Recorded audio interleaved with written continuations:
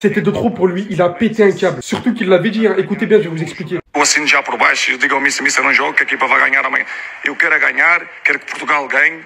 Sempre vou dizer isso e sempre continuarei a dizer mesmo. Vous l'avez compris, Ronaldo était en conférence de presse pour le match crucial et cette fois-ci, il ne s'est pas retenu. Je sens qu'il y a une certaine négativité autour de l'équipe nationale. Je n'ai pas aimé certaines conférences de presse et je pense que certaines questions étaient irrespectueuses. Regardez-moi, je réponds à vos questions, pas à l'ordinateur. Vous avez le temps pour ça si nécessaire, je le dirai 10 fois. Parce que pour ceux qui n'ont pas compris, hein, même si c'est pas directement, Roberto Martinez a relevé la situation en disant que si Ronaldo marque, on dit qu'il est le joueur le plus important de l'équipe. S'il ne marque pas, on dit qu'il vieillit. Ce n'est pas une évaluation juste. Alors que dites-vous que l'une de ses premières phrases de la conférence de presse a été « Si je joue demain, tant mieux. Sinon, pas de problème. Je suis toujours prêt à jouer et demain, je suis prêt physiquement et mentalement à donner le meilleur de moi-même. » Joueriez-vous 90 minutes? Je ne sais pas et cela ne m'inquiète pas. J'ai passé 22 ans à représenter l'équipe nationale et si je joue demain, ce sera formidable. Et si cela n'arrive pas, je serai aussi prêt. J'étais contre l'Écosse pour venir faire la différence. On m'a même fini par dire si je marque demain, je serai content, mais si je ne marque pas et que quelqu'un d'autre marque, ça sera pareil. Ce que je veux, c'est que le Portugal gagne. Et malgré cela, malgré que tu as Cristiano Ronaldo, 40 ans, qui accepte toutes conditions pour son équipe, qui se plie vraiment à toute exigence. Vous pouvez littéralement voir que lors de cette édition de Ligue des Nations, c'est lui qui a pratiquement tout le temps fait la différence. Bah, il y a des gens qui osent venir s'en prendre à lui. Ce que Roberto Martinez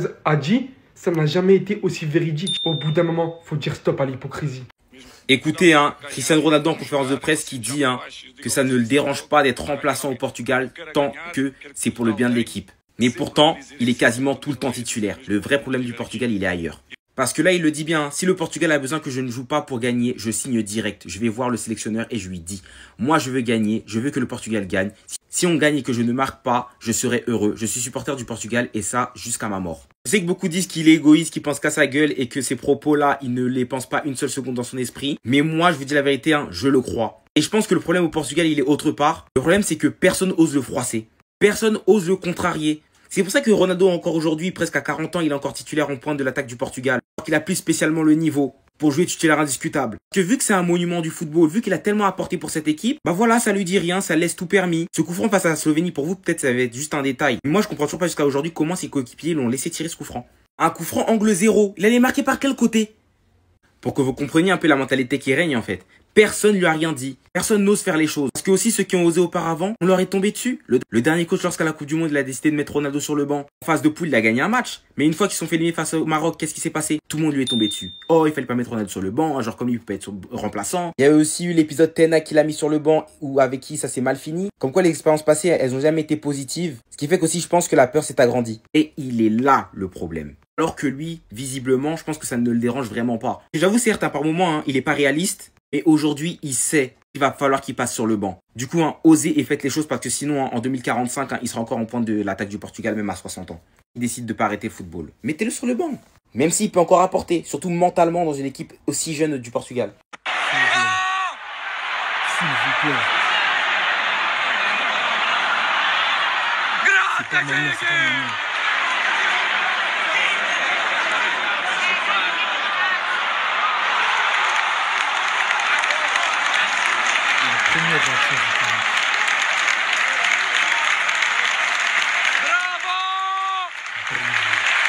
C'est pas assez.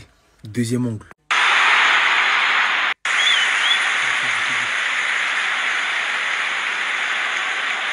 Zizou, dans sa carrière, il en a fait des dingueries. Et il en a vu des dingueries. Maître Zinedine Zidane dans cet état, rendez-vous compte. De toute ma vie, depuis que je suis né, j'ai jamais vu un retourné autant faire l'unanimité. Rendez-vous bien compte qu'il a fait ça au Juventus Stadium. Et la première réaction du public, ça a été de l'applaudir. Même pas l'insulter, direct, instinctif. Des beaux gestes, on en a vu. Dieu merci.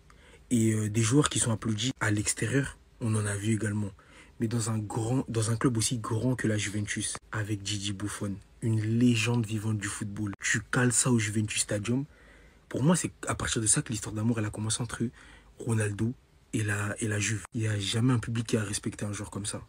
J'ai le souvenir du but de Lionel Messi face au Betis. Ça applaudit son lobe parce qu'il a mis un but de fou.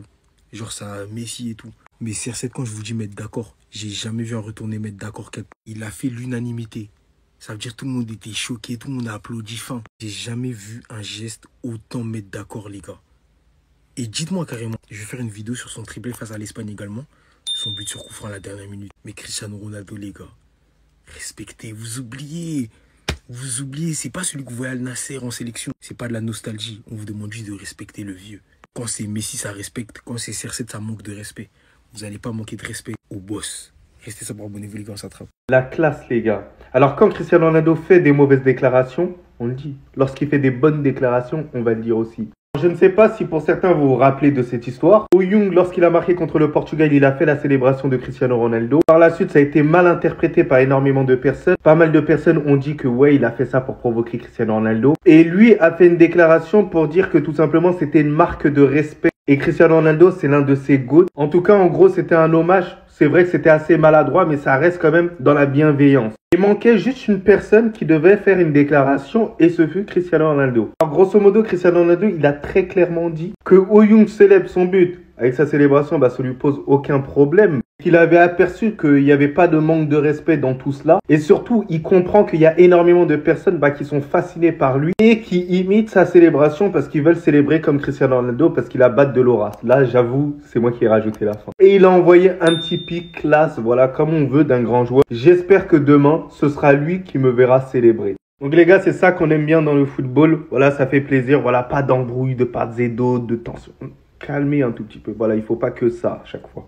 Et j'aime bien ces déclarations de Cristiano Ronaldo. Mais vous vous rendez compte qu'on l'a connu à 17 ans et à la prochaine Coupe du Monde, il aura 27 ans. L'âge de tous les footballeurs à la prochaine Coupe du Monde. Le temps, il passe trop vite. Déjà, Mbappé qui se rapproche déjà de la trentaine, 27 ans. Cristiano Ronaldo qui va sans doute peut-être participer à sa dernière Coupe du Monde, 41 ans. Lamine Yamal, lui par contre c'est une dinguerie, 18 ans, le mec il va à peine être majeur. Le frérot il va faire tomber des darons sur place, il aura 18 ans, normal, il vit sa best life. Lionel Messi, 38 ans, est-ce qu'il va faire la Coupe du Monde ou pas, je sais pas, mais il y a moyen. Bellingham, en vrai ça va, toujours jeune, il aura 22 ans l'année prochaine. Neymar Junior les gars, est-ce qu'il va faire la prochaine Coupe du Monde, je sais pas, ça dépendra de ses blessures et de son niveau. Il aura 34 ans. Erling Haaland, plus jeune que Kylian Mbappé, mais lui aussi les gars, ça commence à passer les années, il aura 25 ans. Luka Modric, le patron du Real, le patron de la Croatie, il aura 40 ans tout pile. Vinicius, il aura quel âge les gars? Pour ceux qui se posent la question, il aura 25 ans. Kevin De Bruyne, est-ce qu'il va participer à la Coupe du Monde? Je sais pas, il aura 34 ans. Par contre, c'est une dinguerie les parcours comme ils sont pas pareils. Il y a des joueurs, ils sont limite finis. À 35 ans, ils veulent prendre leur retraite et t'en as à 40 ans, ils s'arrachent tout encore. Musiala, encore à 23 ans. Lewandowski, encore à 37 ans. Mohamed Salah, encore à 33. Pedri les gars, la jeunesse, il aura 23 ans. Bah, incroyable. Je crois que Neymar, c'est le footballeur qui me fout le plus le seum. Regardez-moi ça, voilà, il est de retour, mais il est tout le temps de retour, c'est ça son problème. Il fait des appels contre appels. Et d'ailleurs, il faut qu'il perde du poids, les gars. Il a pris trop de dégâts. Regardez comme il est lourd, les gars. Faut se le dire. Donc, j'ai des doutes. Là, j'ai plus de doutes que d'habitude. Vous savez, même ses coéquipiers respectent Neymar, mais à un point, malgré qu'il soit blessé. Voilà, il n'y a pas de prise d'ego ou quoi que ce soit. Rafinha a été interrogé au sujet de Neymar. Et il a parlé français, bref, il a parlé portugais, mais il a parlé clair, net et précis. Tant que Neymar jouera au football, il aura une place en sélection. Alors, objectivement, les gars, même si je kiffe le joueur, c'est l'un de mes joueurs préférés, c'est l'un des joueurs qui te fait kiffer le football, qui te fait allumer la télé, mais il faut se le dire, il peut plus partir en Europe. On avait tous l'espoir de ça, mais c'est pas possible. Donc moi, le seul espoir que j'ai actuellement avec Neymar, c'est qu'il aille jouer la Coupe du Monde. C'est le seul truc qu'il doit jouer. En Europe, il n'y a aucun club qui le prendra, qui osera prendre des risques par rapport à ses genoux et sa cheville. Il est quasiment KO. Donc là, le seul espoir, c'est que le Brésil gagne la Coupe du Monde au final. Ce serait un rêve vraiment ultime. Il le mérite tellement, on va pas se mentir. Pour l'amour du football, bordel. Même si, bien évidemment, je serais pour l'équipe de France ou pour le Mali si on se qualifie pour le mondial. Mais sinon, en vrai, ça va toi? Moi, en tout cas, alhamdoulilah. Attendez, regardez seulement le titre. Tellement pendant la trêve côté Barça c'est hard, la santé des joueurs, etc. On est en train d'innover. On crée des choses, bref, c'est parti. Officiel, les examens effectués ce matin ont montré que Koubarsi souffre d'une élongation du ligament tibio-fibulaire intérieur de la cheville droite. Un traitement conservateur suivrait et la tolérance à l'activité sera réévaluée dans 48 heures. Après les examens à sa sortie, ça lui a demandé s'il sera là contre Osasuna. Il a répondu je ne sais pas. Et ça lui a demandé s'il allait mieux maintenant. Et il a répondu oui. Bon, ça a l'air rassurant. On espère qu'il sera là contre Osasuna. Et si c'est pas le cas, le staff ne prendra aucun risque. Inigo Martinez accélère sa récupération pour être en forme pour le match contre Osasuna. Je vais pas vous mentir, moi je suis pas pour. Surtout quand je sais que normalement il devait être absent pendant 2 ou 3 semaines. J'ai pas envie qu'il se précipite pour rien. S'il est à 100% le jour du match, tant mieux. Mais si c'est pas le cas, zéro prise de risque. Lewandowski a joué hier avec la Pologne. Ils se sont imposés sur le score de 1-0. C'est lui qui a marqué le seul but du match. Mais juste après avoir marqué, on a vu qu'il avait ressenti une gêne. Le sélectionneur de la Pologne a dit après le match qu'il avait une légère blessure, mais que c'était rien de grave. Donc Robert ne rentrera pas à Barcelone. Cette nuit à l'Euro a joué avec l'Uruguay. Il a joué 90 minutes. Heureusement pas de blessure. En plus, Bielsa, le sélectionneur de l'Uruguay, a dit que les joueurs qui ont joué contre l'Argentine, certains d'entre eux ne joueront pas contre la Bolivie. Ce qui veut dire qu'à l'Euro va sûrement louper le deuxième match, et ça c'est parfait. Ça fait longtemps qu'on n'a pas fait un petit fil Barça. Allez, on se classe les joueurs sur leur saison. Lewandowski, sur la saison qu'il est en train de faire, je vois qui est au-dessus de lui. Allez, 4. 4 quand même, parce que c'est quand même un sacré buteur cette saison. On a qui, Pablo Torre? Pablo Torre Mesqueno, là, c'est vraiment très très fort, mais bon, je ne vais pas le mettre plus haut. Koubarsi. Ça me pose un problème, déjà. Koubarsi pour moi. Troisième, je vais sacrifier quelqu'un, ça m'énerve déjà. Gavi, bon, avec la blessure et son retour, je vais pas faire le menteur. 8ème, même si j'aimerais le mettre beaucoup plus haut. Fermin, 7ème. Pas en train de faire la saison de sa vie non plus. On va Fati 10ème, hein. Le numéro 10. Baldé 5ème, parce que cette saison, ça fait plaisir quand même. Koundé, ouais, 6ème. Ça se tient. 2ème. Allez, il reste qu'une place. Le classement est parfait! Non, le classement est parfait. À l'aveugle, le classement est parfait. Modric a été très clair pour son avenir. Écoutez. Je pense à sa retraite. Quitter le Real Madrid, pour l'instant, non.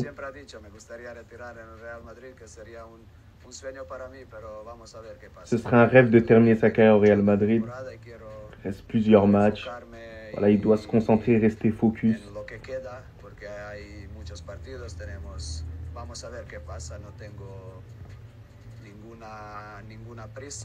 Comme d'habitude, pas de pression. Hein.